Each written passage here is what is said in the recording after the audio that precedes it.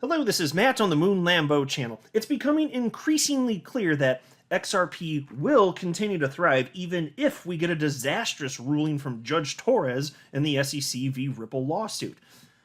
Maybe the global price of XRP would take a big hit initially if that happened, but eventually market participants will recognize that XRP isn't going anywhere and the price would likely recover.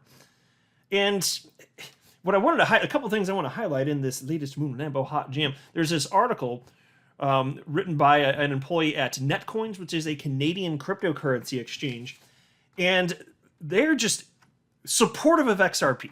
Pure, plain and simple. I want to share with you part of what they wrote here, because they made it clear. It's kind of like an FU to the SEC, but they're being very polite and professional about it. They're like, they're basically stating, like, no matter, regardless of what the SEC asserts or what happens in that lawsuit, you can buy XRP here. It's not going to change. And so consider this. XRP, before the lawsuit, something like 95% of trading already occurred outside of the United States. Now it's probably, I haven't seen figures, but since liquidity's pretty much dried up in the United States, I wouldn't be surprised if it's like 99% or more. It'd be interesting. If anybody has any figures on that or knows where to get, I'd be curious to see that. But setting that aside, the point is all the trading, almost all of it anyway, occurring outside the United States already. So even if this goes poorly, what Ripple ceases to be a company? No, I mean, you'll see as I go through it, like, Ripple is going to continue, they may live in the United States, but they're going to, if they lose, continue positioning XRP as a bridge currency. So it would make things harder for people like me in the United States. If I can't sell it in the United States, I'd have to figure out some sort of workaround. Maybe that means utilizing the XRP ledger's built-in decentralized exchange, although I wouldn't be surprised if the government comes after that too. I don't think they like decentralized exchanges in general, but we'll see what happens. Maybe it'll work out.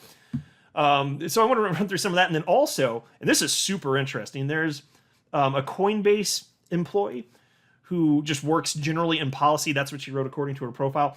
Also, she is a former SEC employee, and she just shredded the SEC here. I'll explain why as we go through this. But before going further, I do want to be clear, I do not have a legal or financial background of any kind. I am not offering legal or financial advice, and you definitely should not buy or sell anything because of anything I say or write. I'm just an enthusiast who enjoys making YouTube videos about crypto-related topics, but just as a hobby and just for fun.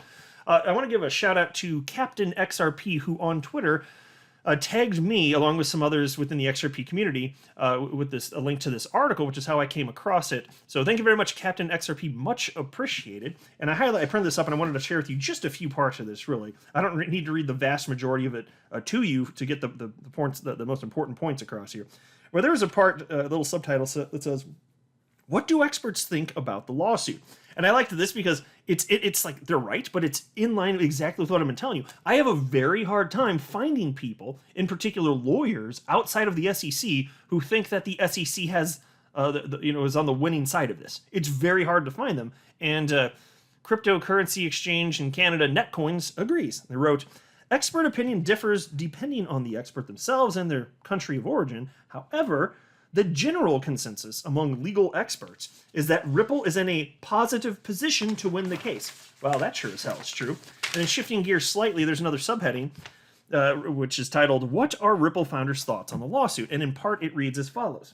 And this is where Canada's just like, yeah, we're going to do what we want. We're not in the United States. We're going to just keep selling XRP. Reads as follows. "The current CEO of Ripple commented that even if the SEC won its case and XRP was deemed a security, that would only be applicable in the United States, where the SEC has jurisdiction. It is important to remember that Ripple is a global company with a lot of opportunities outside of the United States, like in Canada or Europe, to expand and grow if things turn against them. As an example, many regulated crypto exchanges in Canada, like Netcoins, are allowed to trade XRP despite the conflict in the United States. So even if things don't pan out as expected with the lawsuit, it is not over for Ripple and XRP, which may need to shift their ambitions away from the United States." Exactly. There you go. Canadian exchange Netcoins, clearly in support of XRP. There's not a world in which they're going to delist this. It's functionally being used. There are so many businesses already using it. It's part of their business model. They're not going to cease to do that because of a ruling in the United States which doesn't impact them. So the more I think of it, like, I'm irritated by this, and I hate how destructive all of this has been. But the more time passes, and the more I think about it, the more I'm like, it's not going to matter either way. Not in terms of, this isn't like, get a terrible ruling in the United States, fine. Screws up the existence of XRP in the United States forever, worst case scenario, okay, fine. But it's still going to thrive if there's real utility, and right now there sure as hell is. Nothing changes there. Even if, and there's still, and I acknowledge there could be a big dip in price if we get a scary sound, because people are emotional, but still, that it's still functionally useful. It's not going to go to zero. People are going to recognize that. Are you kidding me? Almost all of the transactions for the entirety of the existence of XRP have been outside the United States. You're going to let the United States decide whether or not it gets to thrive anywhere else on the planet? No, I don't think so.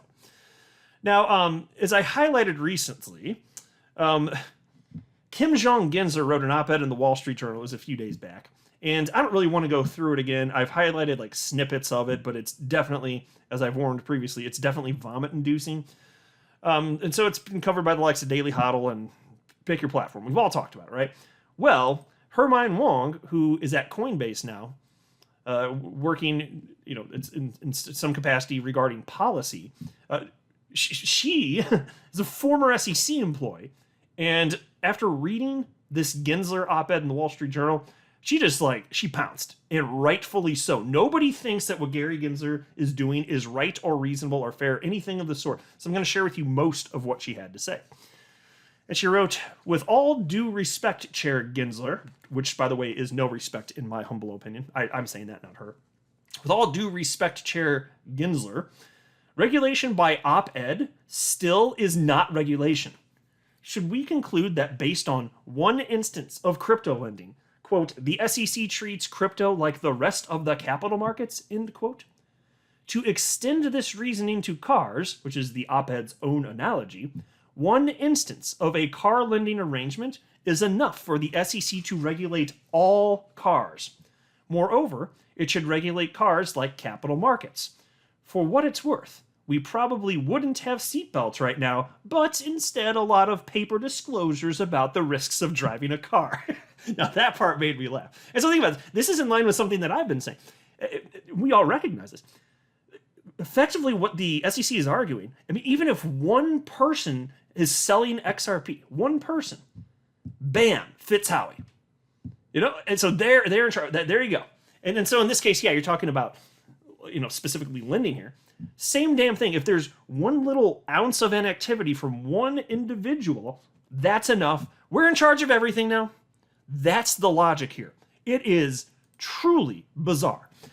And then she wrote, "To make sense of the op-ed, the chair needs us to believe that one instance of lending that involved crypto represents the business practices of all crypto firms. Now, therefore, crypto firms generally aren't following the rules." Folks, just pause. Do you see how this non sequitur logic works? Do you see this? It doesn't make any damn sense. And then she continues and says, "This kind of sleight of hand is not a good reflection of the robust deliberation we should expect from our agencies. And it definitely should not happen as a monologue via op-ed.